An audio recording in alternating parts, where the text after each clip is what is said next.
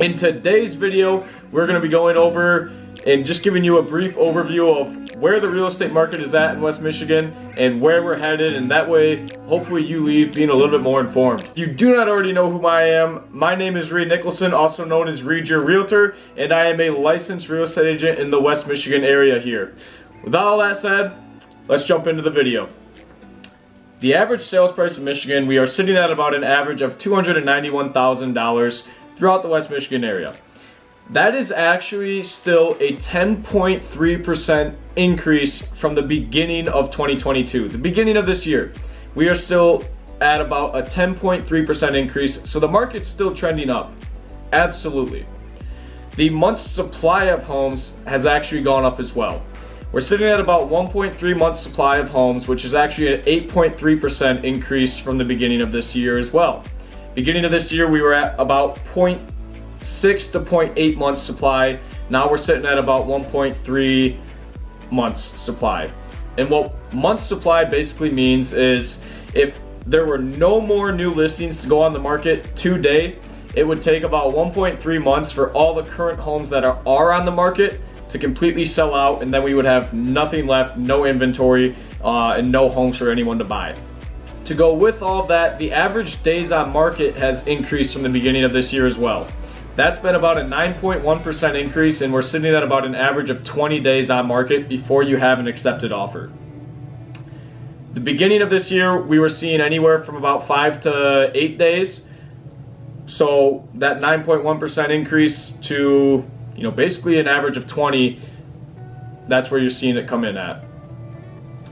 And then the average showings to pending. So the average time the average amount of showings we're seeing on a home before they get an accepted offer, that's about 13 showings right now, which is also happens to be an increase in the beginning of this year of about 9.1%.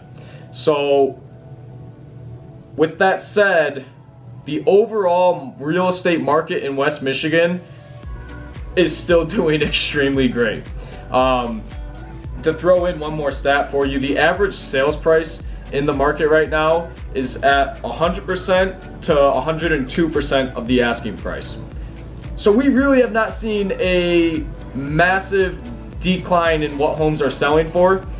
There's just not 15 plus other offers or other buyers that you're competing with on buying these homes. And you're also having more time to actually go look at the homes and make a good, solid decision. With those stats in mind, is now still a good time to sell? In my opinion, heck yes, absolutely it is. If homes are still on average selling for at asking price or 1 to 2% above asking price, I don't know where a seller has room to complain, other than if they were being greedy and wanted it to go 5 to 15% above the asking price, like we were seeing at the height of the real estate market in the pandemic when everything was going crazy and we had no supply of inventory of homes. Then yeah, it might not be all that great of a time for you to sell. But if you are a normal person looking to just sell your home because you need to, or you're looking to upgrade, downsize, whatever it may be, now is a great time to capitalize and still sell your home, because you are getting the asking price you're looking for on average. Now, one of the flip sides to that, and something that I do also want to make sure I touch on, is interest rates. Interest rates are sitting at about 6.5% right now. Now, just literally a week ago, from the time of recording this video, they were at about 7 to 7.5%. So we actually just got a an interest rate drop as well. So just so that you know, right now we're sitting at about 6.5%. The other reason you're seeing an increase in the month's supply, an increase in the days on market, and just an increase in the showings that it actually takes to get an accepted offer is because of the interest rates. Interest rates are slowly disqualifying people from being able to actually still purchase a home. The reason I say that is because as interest rates increase, it increases the monthly payment that people have to make for the same priced home that they could have been looking at earlier. That starts to knock people out from even being able to qualify to get the loan to purchase a home. So basically what we're seeing is, as interest rates went from absolute world-breaking, record-recorded lows of about 2.75% to 3%, as they've come up from there to about 6.5% to 7.5%, it has just kind of started to dwindle and eat away at the amount of people that could afford to still purchase a home, or purchase the home that they really wanted to be purchasing or looking at.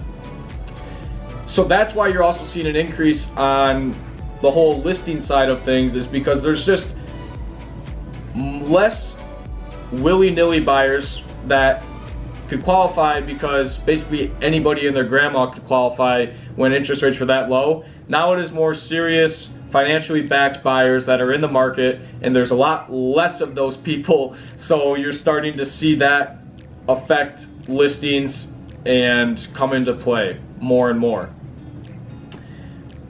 But the flip side of interest rates that everybody's talking about is how high they are.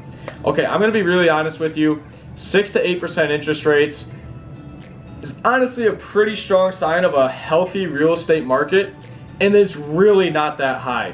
If you ask your parents where they first bought their first home at, it was more probably like looking 10 to 15%. So if you are hearing or thinking or whatever it may be about interest rates, I'm telling you right now, we are in a healthy market interest rate wise. Is it a huge increase from maybe the end of last year, beginning of this year, when they were sitting at the record lows? Yes, but that's unrealistic, and we will probably never see those interest rates again. Not to say I have a crystal ball, but the likelihood of that happening is very slim. So here's how I look at interest rates so that I can give you a better perspective, because I do absolutely think it's one of the best times in the next 5 years you're going to have at actually purchasing a home. In my opinion, interest rates are going to continue to rise, continue to go up. So purchasing now is probably going to be one of the best decisions that you make for yourself if it is something that you're considering. But here's how I look at it. If you buy a home, you lock in your interest rates, and interest rates go up. Guess what? You are in super good standing, because you are at a lower interest rate than what everybody else is purchasing homes at right now for. So there's really no harm there. Now let's do the flip side of that. If you purchase a home, lock in your interest rates, and interest rates drop again, guess what? That sucks. Now you have a higher interest rate than what everybody else is at. But guess what? You can refinance and get that lower interest rate, so there's really no sense in waiting for interest rates to drop to then go ahead and purchase. It would be a lot smarter of a decision to purchase and then refinance when the rates do drop. Because then that way at least you're in a home, and if anything were to happen to interest rates where you can get a cheaper monthly payment for that home, then you can capitalize on it. And then the third point of view is, if you buy a home, lock in your interest rates, and it stays the same and nothing really changes, then guess what? You have no harm, no foul, and there shouldn't really be any reason for concern. So that's how I look at interest rates, and that's why I struggle with seeing what the big problem is with everybody freaking out about how high they're getting. The only reason that people should be freaking out is because if they get too high where they just cannot afford to even qualify to get a loan, that would be understandable to me. But right now, with where they're at, a healthy amount of people can still qualify and are qualifying and purchasing. And there's also, since there's just an increase in the month's supply, the amount of homes that are going on the market, it's going to get easier and easier to get offers accepted, and you have more places to actually go look at because the inventory is increasing. So in my opinion, with all of that said, is it a great time to purchase still? Absolutely. It's an amazing time to purchase, and honest to God, it is probably going to be one of the best times that we do have to purchase in the next 5 years that are upcoming. So to recap all of that, currently right now, is it a good time to sell your home? Yes. Absolutely. If you want to capitalize on still being able to get your full asking price amount and potentially 1 to 2% above, now's the time to do it, because if you continue to see interest rates going up, it's going to continue to knock buyers out. If you continue to see month supply go up, it's going to start hurting home prices.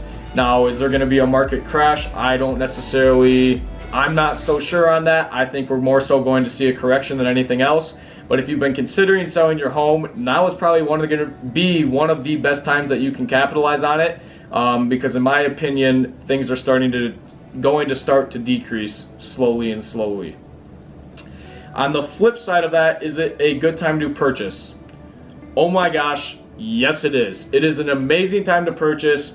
Interest rates, everything else aside, right now will be one of the best times you have to purchase in the next 5 years, and I would absolutely recommend it. If you've been sitting on the fence and kind of just being wishy-washy with what you want to do, but have been considering it, or is something that you need to do, I would say have no hesitation about that.